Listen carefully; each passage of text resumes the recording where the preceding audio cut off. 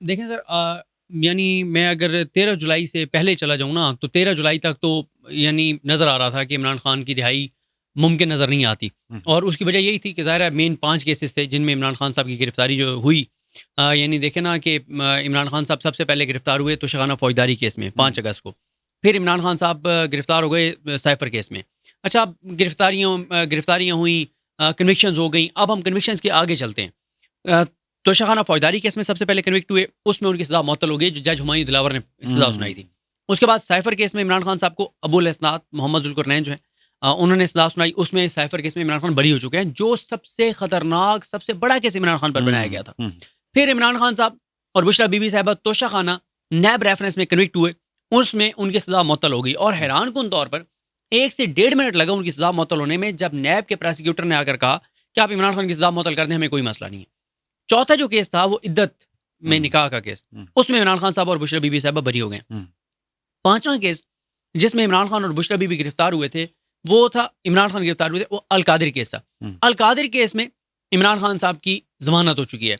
अब हुआ ये कि 13 तारीख को इमरान खान साहब के एक तरह से केसेस जो है, वो आखिरी केस में भी इमरान 13 खान साहब जुलाई। 13 जुलाई को, हुँ, 13 जुलाई को इमरान खान जो है वो एक और केस में गिरफ्तार कर लिए जाते हैं, और वो है तोशाखाना का एक नया केस। हुँ, अच्छा, अब हुआ ये था कि जिस केस में इमरान खान साहब गिरफ्तार हुए हैं तोशाखाना के नए केस में, ये जब नोटिसेस हुए इमरान खान साहब को और बुशरा बीबी को, इन्होंने वो नोटिसेस चैलेंज कर दिए इस्लामाबाद हाई कोर्ट में। 2 मई को इन्होंने चैलेंज किए। पहली समाअत होती है 8 मई को। आमिर फारूक साहब और तारिक महमूद जहांगीरी साहब समाअत करते हैं। 8 तारीख को नोटिस वो करते हैं 15 जुलाई के लिए। उसमें 2 इश्यूज़ होते हैं।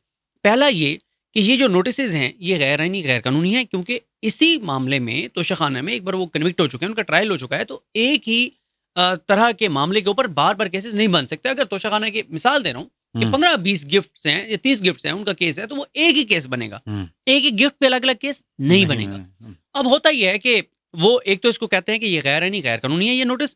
दूसरा वो कहते हैं अदालत को कि जब तक आप ये डिसाइड नहीं करते कि ये नोटिस आईनी है, गैर आईनी है, कानूनी है, गैर कानूनी है, हो सकता था, नहीं हो सकता, तब तक कम से कम आप इन नोटिसेस को सस्पेंड कर दें, ताकि इसमें हमारा अरेस्ट ना हो सके।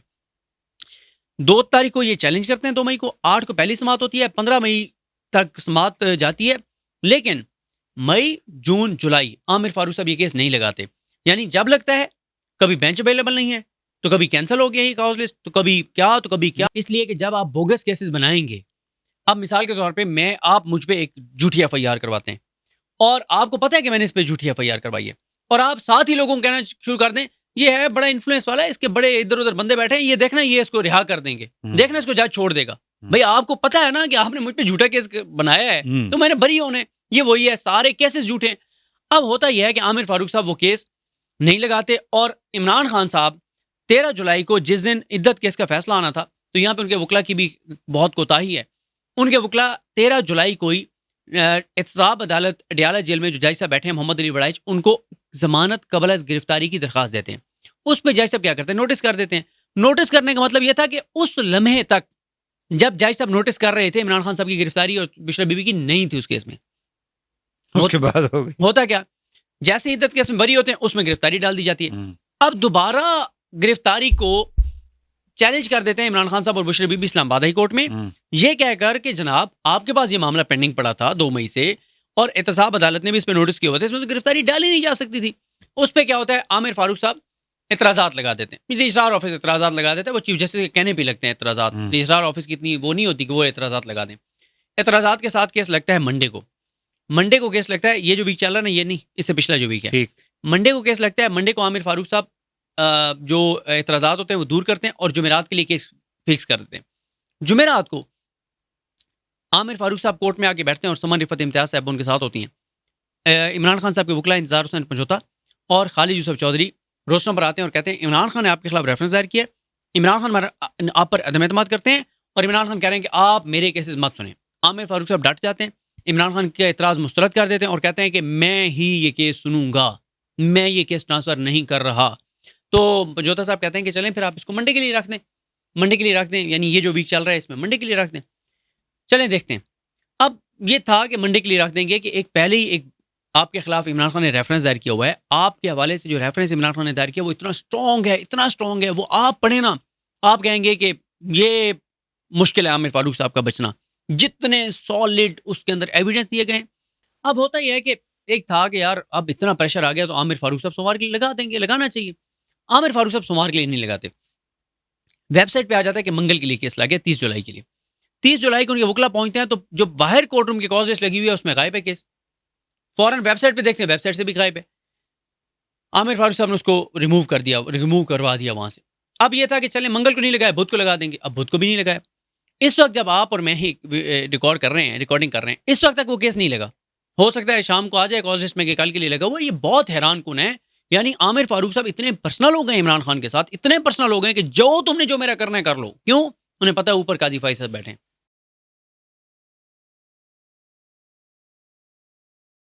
देखें, इमरान खान तो बाहर आ रहा है, इमरान खान 100% बाहर आ रहा है। और इमरान खान की रिहाई का 2020 मैच शुरू हो चुका है। टेस्ट मैच गुजर गया, अब 2020 है। वनडे भी नहीं कह रहा मैं 2020 कह रहा हूँ। इमरान खान 13 जुलाई को आखिरी केस में बरी हो गए। टोटल उस वक्त तक इमरान खान की 27 केसों में गिरफ्तारी डली थी। 27 केसों में इस तरह से गिरफ्तारी डली थी कि इमरान खान साहब की जो है वो 12 केसेस में गिरफ्तारी डाली गई। ये जो पिंडी और इस एरिया में थे जिसमें GHQ हमला केस था, उन 12 में 9 मई के केसों में इमरान खान से भी जमानत हो गई ATC कोर्ट से, पिंडी से। मलिक इजाज़त सिर्फ अवान ने ली बेल। 5 केसेस मैंने आपको बता दिए जिनमें कन्विक्शंस हुई या एक ट्रायल वाला था। उन 5 में से 2 में बरी हो गए, 3 में जमानतें हो गई, 15 हो गए, 17 हो गए। 10 केसेस ऐसे थे जो 9 मई के लाहौर के थे जिनमें जमानतें खारिज हुई थी, लेकिन लाहौर हाई कोर्ट ने वो कलअदम कर दिए थे फैसले कि इनको दोबारा सुने, क्योंकि इस बेस पे ATC कोर्ट्स ने इमरान खान की जमानतें खारिज की थी कि इमरान खान हमारे सामने पेश नहीं हुए। ऊपर वाली जुडिशरी ने कहा कि खुदा का खौफ करो, एक बंदा जो अडयाला में बंद है वो खुद आ नहीं सकता, उसको सरकार ने लाना है, तो ये कोई बेस नहीं है। 27 केसों में उसकी गिरफ्तारी डाली गई थी और 27वें केस में आखिरी केस में इमरान खान बरी हो गया 13 जुलाई को। 13 जुलाई को इमरान खान की गिरफ्तारी एक डाली गई नए तोशाखाना केस में। उसका मैं आपको बैकग्राउंड बता चुका हूं कि वो आमिर फारूक साहब ने किस तरह से फैसिलिटेट किया सरकार को, इस निज़ाम को इमरान खान की गिरफ्तारी डालने के लिए, और अभी तक कर रहे हैं। उसके बाद इमरान खान साहब की गिरफ्तारी डाली गई 9 मई के 12 केसों में और 10 रोज़ा जिस्मानी रिमांड दे दिया गया लाहौर में। उसको चैलेंज किया गया, वहां से तारिक सलीम शेख साहब और अनवारुल हक पन्नू साहब ने उसको कलअदम करार दे दिया जिस्मानी रिमांड को, और इमरान खान को जुडिशियल कर दिया। और ऐसा तारीखी फैसला दिया है कि अब आप इमरान खान को पंजाब के किसी केस में नामजद नहीं कर सकते 9 मई के, चैप्टर क्लोज। ठीक है, एक 9 मई हमें बताया जाता था कि 9 मई के केसों में इमरान खान को 1.5 साल रखा जा सकता है, लेकिन चैप्टर क्लोज हो गया, खत्म। अब इमरान खान को आप नहीं रख सकते 9 मई में आप गिरफ्तार और केसों में नहीं कर सकते। वो जो 12 केसेस थे 9 मई वाले जिसमें वो जुडिशियल हो गए, वो जमानतें अप्लाई हो गई हैं। 6 अगस्त को जमानतों के ऊपर बहस है। अगर एक लम्हे के लिए मैं फर्ज करता हूं कि 6 को इमरान खान की जमानतें जो है वो मुस्तरद हो जाती हैं, हाई कोर्ट में जाएंगी, मैक्सिमम 15 से 20 दिन में हाई कोर्ट से 100% जमानतें हो जाएंगी, 100%। मैं बीइंग कोर्ट रिपोर्टर बता रहा हूं आपको, 22 से 22 जज बिठा दें, 9 मई के केसों में इमरान खान की बेल हो जाएगी अगस्त के अंदर अंदर, जो लाहौर वाले केसेस हैं। अब आप इस केस पे आ जाएं जो आमिर फारूक साहब के सामने। इसमें आमिर फारूक के सामने उन्होंने गिरफ्तारी को कहा कि गैर कानूनी है।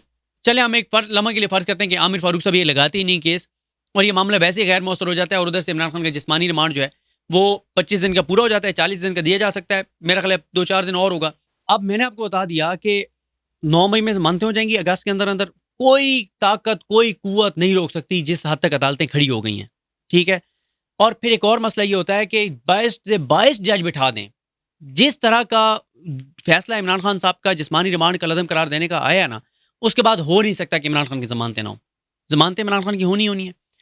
ये जमानत जो इमरान खान साहब की, ये भी नैब में ये अंडरस्टूड है कि हो जानी है, क्योंकि अभी तो उसमें रेफरेंस तैयार ही नहीं हुआ ना, तो वो जमानत हो जानी है। एक केस इमरान खान का अलकादिर वाला है, उसमें वो कन्विक्ट हो जाएंगे। अगर वो कन्विक्ट हो जाएंगे, उसमें भी इमरान खान साहब की कन्विक्शन के बाद 1 माह के अंदर अंदर सजा मुअत्तल हो जाएगी। ये जो मर्जी हो जाए, ये प्रैक्टिस है अदालत की कि 1 माह के अंदर अंदर वो सजा मुअत्तल कर देते हैं, क्योंकि उन्होंने मेन अपील सुननी होती है। मेन अपील की बारी कई बार आती है 3 साल बाद। अदालतें ये कहती हैं कि 3 साल बाद हम एक अपील सुने और उस अपील में पता चले कि सजा ही गलत हुई थी, तो उसके वो 3 साल कौन लौटाएगा जो उसको 3 साल अंदर आ। तो ये हो गया अगस्त में इमरान खान इस वक्त जिन केसों में गिरफ्तार है या मुमकिन तौर पर कन्विक्ट होने, उन सब के फैसले अगस्त में हो जाएंगे।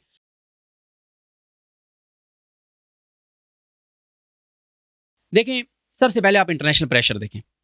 कांग्रेस में 368 वोट, मुखालफत में आए 7 वोट 8 फरवरी के इलेक्शन के हवाले से। अक़वाम मुत्तहिदा की रिपोर्ट आ गई, यूके की पार्लियामेंट के मेंबरान की तरफ से आ गया, और बढ़ता चला जा रहा है। यूके के मेंबर पार्लियामेंट कह रहे हैं कि हम इसको इंटरनेशनली लेके जाएंगे, और रिपोर्ट्स आ रही हैं और इंटरनेशनली काफ़ी ज़्यादा प्रेशर बन गया है ठीक है, बाहर से। और अमेरिका देखें, पीटीआई पे पाबंदी की बात हुई, अमेरिका ने, जो बाइडेन इंतजामी ने भी कह दिया कि हम इस पे तहफ़्फ़ुज़ात हैं, ये नहीं होना चाहिए। उसके बाद आप आ जाएं, मैं जो सिनेरियो देखता हूँ, इंटरनेशनल प्रेशर आपको पता है हमारी इस्टेब्लिशमेंट बहुत ज़्यादा लेती है, बहुत ज़्यादा लेती है। उसके बाद ये भी एक परेशानी है कि जो बाइडेन गया, पता नहीं ट्रंप आता है या ये खातून आती हैं, जो भी आता है, लेकिन ये चीज़ें कम से कम नहीं चल सकेंगी जितना अब तक अमेरिका ने, मतलब जो पाकिस्तान में होता रहा है उसको नज़रअंदाज किया कि ठीक है जो भी चीज़ें हो रही हैं। उसके बाद आप आ जाएं इंटरनल पाकिस्तान के मामला पे। दूसरा मैं समझता हूँ इस्टेब्लिशमेंट जहाँ पे फंस गई है ना, वो है पाकिस्तान की इकोनॉमी। 70-80-90 अरब डॉलर हम एक्सपेक्ट कर रहे थे, 1 टका नहीं आया। हमें यहाँ तक कि सऊदी अरब ने डेफर पेमेंट पे ऑयल देने से भी इनकार कर दिया है। हमें पिछले साल हमारा टारगेट था 18 अरब डॉलर हमने लेने थे कर्जे, हमें 9 अरब डॉलर मिले।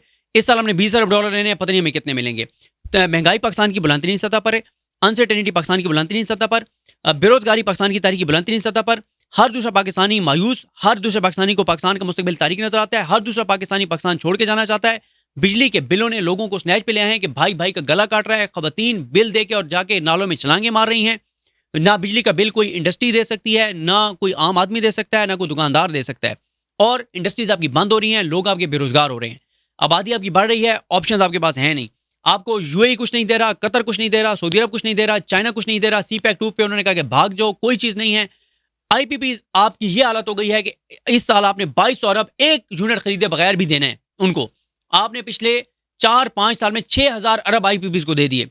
अच्छा, इस सारे के बाद जिस नैज पे पहुंच गया, सिर्फ बिजली के बिल लोगों को उस नैज पे ले आए हैं कि world bank, Moody's, Fitch, IMF सब कह रहे हैं कि पाकिस्तान में सियासी अदम इस्तेकाम खत्म किए बगैर मुआशी इस्तेकाम नहीं आ सकता। आपका सियासी अदम इस्तेकाम रहेगा तो मुआशी अदम इस्तेकाम रहेगा। और आपके पास कुशन हर चीज में खत्म हो गया ना, हर चीज में खत्म हो गया। लोगों की कुव्वत खरीद खत्म हो गई है, तनख्वाहदार तबका पिट गया है, किसान बर्बाद हो गया है, कोई एक शोबा, एक तबका नहीं है। और आप जाएं, आप और मैं जाते हैं, माइक लेके जाते हैं, इस मार्केट से लेके राजा बाजार तक चले जाते हैं। हम जब लोगों के आगे माइक करेंगे ना, वो हुकूमत का नाम नहीं लेंगे, वो इदारों का नाम लेंगे। अच्छा, पहला चैलेंज इंटरनेशनल, दूसरा इकोनॉमी, तीसरा पाकिस्तान की अदालतें। अदालतें खड़ी हो गई हैं सर, अदालतों ने पीछे नहीं हटना। काजी फैसल साहब को शिकस्त हो गई है फुल कोर्ट में, उनको शिकस्त हो गई उस कमेटी में 2-1 से, जिसमें वो नून लीग की नजरसानी दरखास्त लगाना चाहते थे। इडाक जजेस के मामले में उनको शिकस्त हो गई, 4 जजेस को 3 साल के लिए लाना चाहते थे, नहीं ला सके। काजी साहब तन्हा हो गए और उस वजह से अदलिया पर कंट्रोल पूरे का पूरा इस निज़ाम का खत्म हो गया है। एक काजी फैसल की वजह से पूरे अदालती निज़ाम पे कब्जा था, वो खत्म हो गया। फिच क्या कह रहा है कि 18 माह हुकूमत चलेगी, 18 माह बजे हुकूमत जाएगी, निगरान सेटअप आएगा टेक्नोक्रेट्स का, और इलेक्शन नहीं होंगे। आपने केपीके में देखा जो बनू में हुआ, जो सूरत हाल है, दहशत। हाँ, इंटरनेशनल के बाद इकोनॉमी, इकोनॉमी के बाद अदालतें, अदालतों के बाद दहशतगर्दी जो पाकिस्तान में बढ़ रही है, फिर अनसर्टेनिटी। और ये देख लें जो बनू में हुआ, जो इस वक्त बलोचिस्तान में धरना चल रहा है, जो आपने देखा कि पहले एजेके में हुआ, जीबी में इस वक्त जो सूरत हाल है। और सबसे डेंजरस इस हुकूमत के लिए यह है कि ताजिर निकलने लगे हैं सर, ताजिर। देखें, एजेके में शिकस्त किसने दी? ताजरों ने। बनू मार्च किसका था? ताजरों का था। ताजिर जब निकलते हैं ना, दो पॉलिटिकल पार्टी के वर्कर्स नहीं होते, उनके साथ कोई कुव्वत पंगा नहीं ले सकती ताजरों के साथ। लिहाजा सर, इस वक्त हर चीज का इल्जाम एस्टेब्लिशमेंट पे जाता है, हर चीज पे गाली उनको पड़ती है, इस हुकूमत की क्रेडिबिलिटी नहीं है। फिर सबसे बड़ा चैलेंज अब यह है कि अगर ट्रिब्यूनल्स काम शुरू कर देते हैं, जो कि लाहौर कोर्ट खड़ी हो गई है और उन्होंने वही जजेस दे दिए हैं जो मलिक शहजाद साहब के थे, अब क्या होगा? आप अक्टूबर क्यों राना सनौला कह रहे हैं, और सॉरी ख्वाजा आसिफ क्यों कह रहे हैं कि अक्टूबर में कहा जा रहा है कि इस हुकूमत को घर भेज दिया जाएगा? ये वही बात है जो मैंने कहा था कि आप मेरे ऊपर झूठा केस बनाओ, फिर आप कहेंगे बरी हो जाएगा। इनको पता है कि काजी साहब गारंटर हैं इस निजाम के। जिस दिन तो चीफ चेंज हो जाएगा ना, जैसे चेंज होगा, मंसूर अली शाह साहब सिर्फ एक बात कहेंगे कि 180 दिन का टाइम था इलेक्शन पिटीशंस का, इलेक्शन ट्रिब्यूनल्स के पास, वो एग्जॉस्ट हो चुका है। 1 माह का आपको टाइम दे रहे हैं, 1 माह में कंक्लूड करो ये प्रोसीडिंग्स। 1 माह में वो कंक्लूड करेंगे। 180 इलेक्शन पिटीशंस हैं, उनमें से 15-15, 20-20 भी कौमी असम्बली की और सूबाई असम्बली की सीटें गई तो हुकूमतें गई। मेरा ये ख्याल है और मेरी इन्फॉर्मेशन भी है, ये मैं आजकल देखता हूँ, मैं बड़ा रिस्क लेता हूँ जब मैं ये बात करता हूँ। इसलिए रिस्क लेता हूँ कि बड़े बड़े सहाफ़ी जिनकी मतलब जिन्होंने तारीख देखी है और जिनका बड़े बड़े नाम है, मतलब हमारी उम्र से ज़्यादा उनका तजर्बा है, वो सब ये कह रहे हैं कि कोई इंगेजमेंट नहीं है इमरान खान के साथ, कोई माफ़ी नहीं है। मैं बंदा नाचीज़ ये दावा कर रहा हूँ कि इंगेजमेंट है और इस्टेब्लिशमेंट ये हकीकत तस्लीम करने जा रही है कि इमरान खान जो है वो एक रियलिटी है, पाकिस्तान की अक्सरियत उसके साथ खड़ी है। और जब तक अवाम के वोटों वाली हुकूमत नहीं आएगी, ये चीज़ें नहीं हो सकती। आप देखें सब कुछ पीछे चला गया है। SIFC कहाँ है पे अब? कहाँ जिक्र आपने सुना है? पिछले पूरे महीने में कहाँ आपने उसको सुना है? फिर बड़ी बातें होती हैं, बड़ी गिदड़ भभकियां इस हुकूमत की सुनता हूं मैं कि हम ये कर देंगे, अदालतों के साथ वो कर देंगे। मुझे 13 जुलाई से लेके 13 जुलाई को सुप्रीम कोर्ट का 12 जुलाई को फैसला आया था मखसूस नशिस्तों वाला, और उस पर इन्होंने कहा था कि बस अदालतों को ये कर देंगे, वो कर देंगे, आईनी हाथों से निपटेंगे। मरियम नवाज ने कहा था ना कि आईनी हाथों से निपटेंगे। उस वक्त 9 मई वाले 12 केसों का फैसला नहीं आया था लाहौर हाई कोर्ट से, और मरियम नवाज साहब ने कहा था कि जिस 9 मई करने वालों को अदालतें रिलीफ देंगी, यानी मखसूस नशिस्तें देंगी, तो हम आईनी हाथों से निपटेंगे। जिस 9 मई की वजह से आप कह रही थी, उसी 9 मई के केसों में इमरान खान को जो अदालत ने जो उसके हक में वर्डिक्ट दिया है वो पढ़ने के लायक है। 12 जुलाई को आपने कहा कि हम आईनी हाथों से निपटेंगे। 12 जुलाई से लेके आज 31 जुलाई है।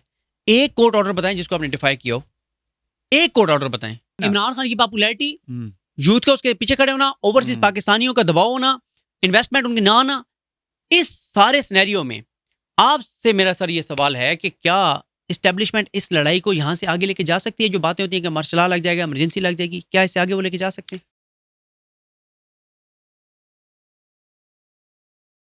डील इमरान खान क्यों करेगा? 14 माह लड़के, इस सारे जबर के बावजूद, इस पछताइयत और जुल्म के बावजूद वो लड़के सारे के जीत चुका है।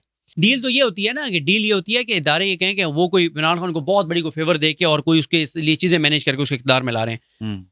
इदारों ने सिर्फ इस रियलिटी को एक्सेप्ट करना है कि इमरान खान एक हकीकत है। जहां पे इस वक्त हम खड़े हैं ना सर, मैंने ना पिछले दिनों में एक वीलॉग किया जिसमें मैंने रात पूरा वो लगाया, मैंने पॉइंट्स लेकर, और मैंने बताया कि 50 से ज्यादा चैलेंजेस हैं इस वक्त जो बरह रास्त जिससे इस्टेब्लिशमेंट लड़ रही है, 50 से ज्यादा। फिर मैंने उसको कंक्लूड इस तरह से किया जैसे आपसे मैंने सवाल किया था कि जो 50 ग्राउंड के ऊपर जो इस वक्त मसाइल है ना पाकिस्तान जिससे इस्टेब्लिशमेंट लड़ रही है, उनमें से 95% इशूज जो है ना वो सिर्फ इमरान खान से लड़ाई की वजह से हैं।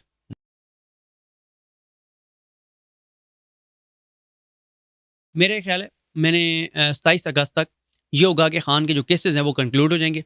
अच्छा। यानी कंक्लूड ऐसे हो जाएंगे कि जैसे कन्विक्शन है ना इमरान खान साहब की, वो अगस्त के अंदर अंदर हो जाएगी अलकादर में, तो उसकी अपील जो है, बेल जो है वो चली जाएगी ऊपर हाई कोर्ट में। जब कन्विक्शन हो जाएगी उनको ट्रायल कोर्ट से उनकी बेल अप्लाई मतलब बेल भी होती है और फिर सजा कलम करने की मेन अपील भी होती है, वो हो जाएगी। मेरा ख्याल है 27 अगस्त से पहले या तो कोई बड़ी खबर आ जाएगी इमरान खान की रिहाई की, या ये होगा कि कम से कम ये पता चल जाएगा कि 27 अगस्त तक के सारे केसेस कंक्लूड हो गए, कन्विक्शन हो गई है, और वो कन्विक्शन ऊपर चैलेंज हो जाएगी हाई कोर्ट में। वाज़ेह हो जाएगा कि 27 अगस्त के बाद 10 दिन है, 12 दिन है, 15 दिन है। मैं अब इमरान खान को लंबा नहीं देख रहा, बहुत जल्द इमरान खान की रिहाई देख रहा हूँ। कानून साजी करके नहीं रोक सकते। ये जितनी पार्लियामेंट से कानून साजी अभी इन्होंने करवाई है, सब आंखों का धोखा है। कुछ भी नहीं होना, कुछ भी नहीं होना, कुछ भी नहीं होना, कुछ भी नहीं होना। और इमरजेंसी लगाएंगे, सुप्रीम कोर्ट बैठ के उड़ा देगी, और कुछ भी नहीं होना। काजी साहब अगर उसको बरकरार रखना भी चाहेंगे इमरजेंसी को, तो काजी साहब भी घर जाएंगे। ठीक है, सुप्रीम कोर्ट में पहली बार चीफ जस्टिस के खिलाफ जो है वो एक जैसे कहते हैं ना कू हो जाएगा, काजी साहब को भी घर भेज देंगे। पहले भी 2, ठीक है, वो 97 में हुआ था, 97 वाला, खैर वो तो हमने देख लिया। लेकिन अब तो चले हम भी देख लेंगे कि 97 में किस तरह से हुआ था, अब हम भी अपनी आंखों से देख लेंगे। देखें, नून लीग आखिरी हद तक जाएगी काजी साहब को बरकरार रखने के लिए, लेकिन कुछ चीज़ें ऐसी हुई हैं ये पिछले 2-3 दिन में कि अब हुकूमत को लगता है कि काजी साहब उनका एसेट नहीं लाइबिलिटी बन गए हैं, क्योंकि काजी साहब का ना अपनी अदलिया पर कंट्रोल खत्म हो गया। काजी साहब को क्यों वो रखना चाहते थे कि अदलिया को कंट्रोल किया हुआ है, अदलिया को उन्होंने। अब मसला यह है कि काजी साहब अपनी कमेटी में भी शिकस्त खा गए हैं ना, कि मुनीब अख्तर साहब और मंसूर अली शाह साहब 2 एक पेज पे आ गए, काजी साहब अकेले रह गए। वो जो प्रैक्टिस एंड प्रोसीजर लाया गया था बंदयाल साहब को कमजोर करने के लिए और काजी साहब को गेम में इन करने के लिए, उसी गड्ढे में गिर गए हैं काजी साहब। इदारे के अंदर सोच ही आ गई थी, इदारा ये कहता था, इदारे को ये लगा कि पीटीआई हमें उस तरह से डिफेंड इसलिए नहीं करती कि उन्हें ये लगता है कि यार ये आपस में लड़ते रहें, अच्छा है हमारी मतलब लॉटरी निकली हुई है। ये इदारे के अंदर एक सोच थी। देखें, मैं आपको एक बात बताता हूँ, मुझे एक शख्सियत ने, बड़ी आम शख्सियत ने एक बात कही कि इदारे के अंदर क्या सोच पाई जा रही है। उन्होंने कहा इदारे के अंदर ये सोच पाई जा रही है कि जो इमरान खान था ना, उस वक्त भी गालियाँ हमें पड़ रही थी। हम ये कहते थे कि इमरान खान की हुकूमत का गंद का टोकरा जो है ना वो हमने अपने सर पे रखा हुआ है।